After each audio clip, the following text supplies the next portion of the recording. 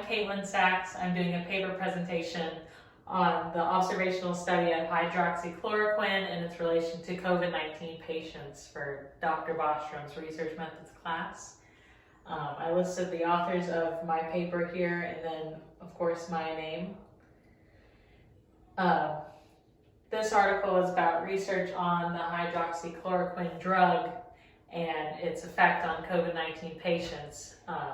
The authors of this paper and who did this case study believe that there isn't enough research done on this drug for it to be as widely used as it is today.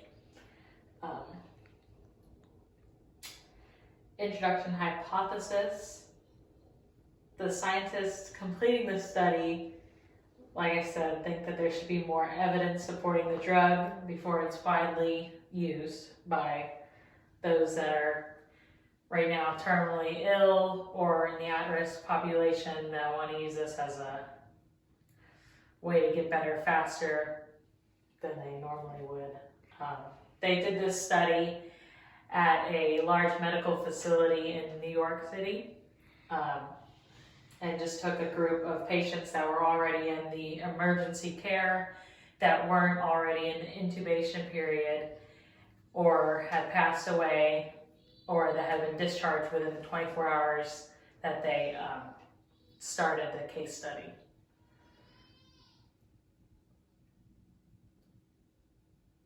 One second.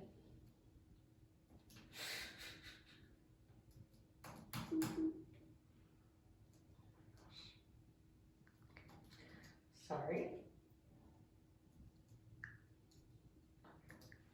Methods. They compare these patients that received the hydroxychloroquine to those that did not. 1,376 patients that were tested in the hospital setting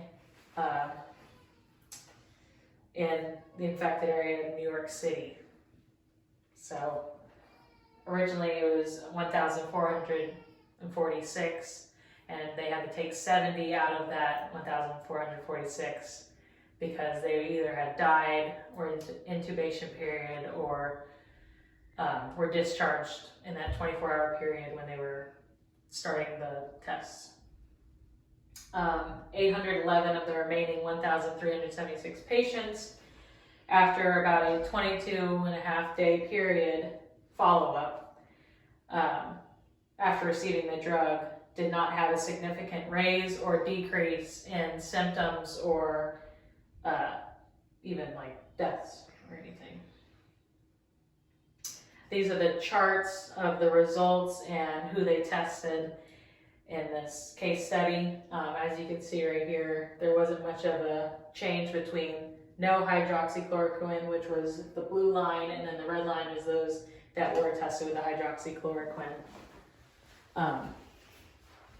This was the number of patients that were in the at-risk population and how the hydroxychloroquine or no hydroxychloroquine worked for them, which there wasn't a significant change for them to rule that it actually helps those who are at risk.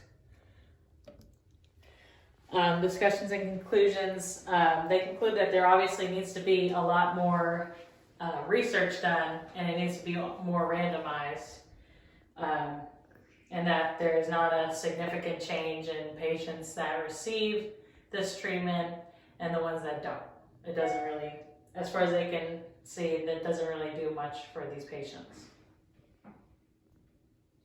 The strengths and weaknesses. I think the strengths of this test was that they use patients, obviously, that are most in need of something like this. So, I mean, they're the ones that would be receiving this treatment anyways.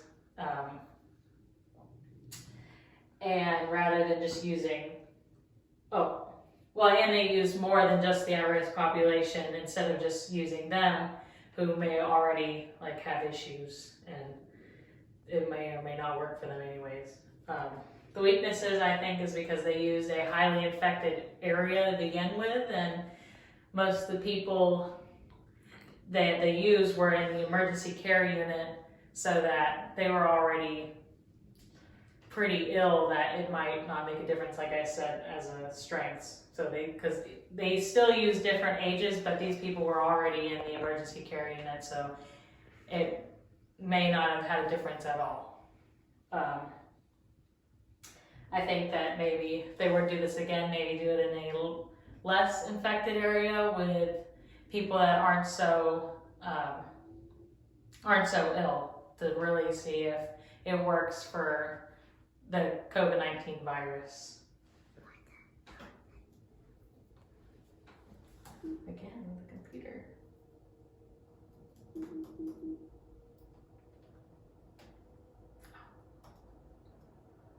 I listed my reference here, which is the paper. And thank you for listening to my paper presentation.